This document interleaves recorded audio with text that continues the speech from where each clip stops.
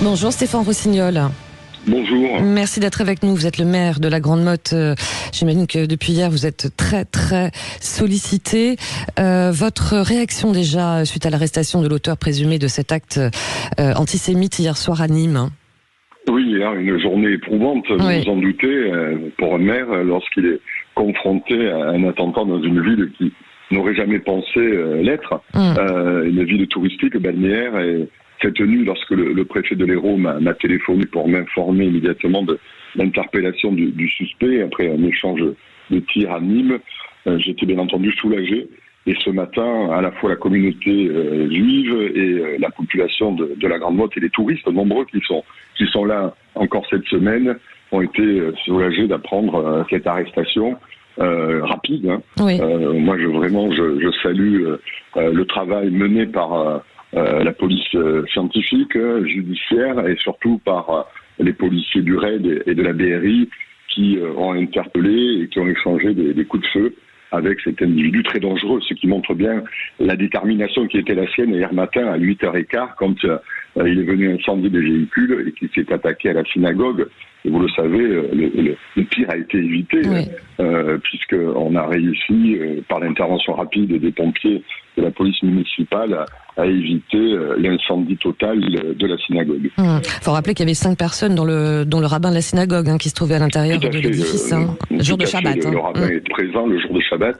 On aurait pu avoir donc des victimes. Oui. Le policier municipal a été légèrement blessé, mais il aurait pu avoir de véritables victimes puisque cet individu était armé et on a bien vu qu'il a fait usage cette nuit de son arme contre les policiers. Oui. Comment va d'ailleurs Stéphane Rossignol, le policier municipal qui a été blessé par l'explosion? Écoutez, après avoir passé la journée en examen à l'hôpital, il est sorti en fin d'après-midi et lors de la visite du Premier ministre et du ministre de l'Intérieur hier à la Grande Motte, ils ont pu le rencontrer, le saluer et surtout le féliciter pour son acte de bravoure, de courage, parce que c'est lui qui a éteint l'incendie qui commençait à se propager à l'entrée de la synagogue.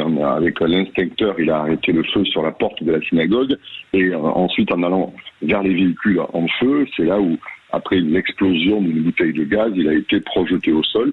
Mais plus de peur que de mal. Après quelques contusions, il a surtout été choqué, ainsi que sa coéquipière. Mais tout va bien aujourd'hui. Bon, tant mieux. Est-ce que là, le quartier de la synagogue est toujours bouclé et sécurisé? Oui, depuis hier, vous en doutez, tout au long de la nuit, malgré que l'individu était retrouvé, la police municipale, la gendarmerie ont été présentes dans le quartier de la synagogue, dans la ville. Donc des militaires de la réserve Sentinelle sont également présents, ce qui prouve que l'État a mis les moyens nécessaires à la fois pour retrouver l'individu, mais aussi pour sécuriser la synagogue et la ville de la Grande Motte. Oui, j'imagine, vous le disiez, Stéphane Rossignol, qu'il y a une vive émotion et inquiétude de la communauté juive chez vous à la Grande Motte. Oui, tout à fait. J'imagine bien que cette communauté qui vit à l'année à la Grande Motte, mais aussi nombreuse, puisque tous les étés, ce sont beaucoup de compatriotes juifs de France ou d'ailleurs qui viennent en vacances à la Grande Motte parce qu'il y a une synagogue pour prier, se recueillir. Donc ces personnes-là qui s'attendaient vraiment pas à ce qui s'est passé hier.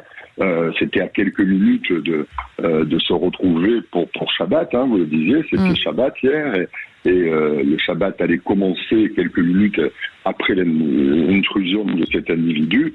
Donc c'est là où on se dit qu'effectivement, on a échappé à quelque chose qui aurait pu être beaucoup plus grave. Bien sûr.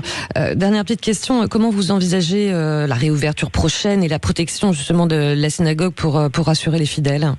Alors bon, déjà la synagogue n'était pas protégée 24 heures sur 24, mais à la fois la police municipale et la gendarmerie, comme ils le font pour l'église et le culte protestant, patrouillent tous les jours au quotidien, 24 heures sur 24. Il y a des patrouilles qui passent de gendarmerie ou de police municipale pour surveiller les abords de la synagogue. Là, il est clair que on va pas pouvoir assurer une permanence totale, mais les contrôles et la surveillance vont être particulièrement renforcés.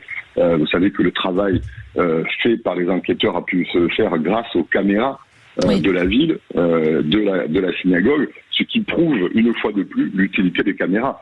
Et je dis, moi, à mes collègues maires qui aujourd'hui encore osent s'opposer à la pose de caméras dans leur ville, qui sont totalement irresponsables. Si on n'avait pas eu les caméras, cet individu n'aurait jamais été interpellé.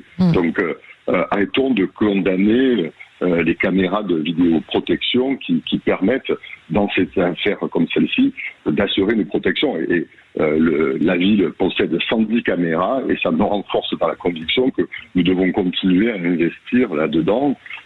C'est une manière aussi de protéger. Donc les caméras, bien entendu, vont être renforcées et puis les surveillances renforcées en lien avec la communauté qui, elle aussi, va prendre les moyens pour assurer la surveillance de ce lieu. Mais vous savez que c'est pas simplement la synagogue de la Grande Motte qui aujourd'hui doit être surveillée, c'est malheureusement tout lieu de culte. C'est ça. Et ça a été annoncé finalement par Gérald Darmanin. En tout cas, merci beaucoup Stéphane Rossignol d'avoir été avec nous, parce que effectivement la journée sera longue encore pour vous. Merci. Oui, merci. À bientôt, bon courage.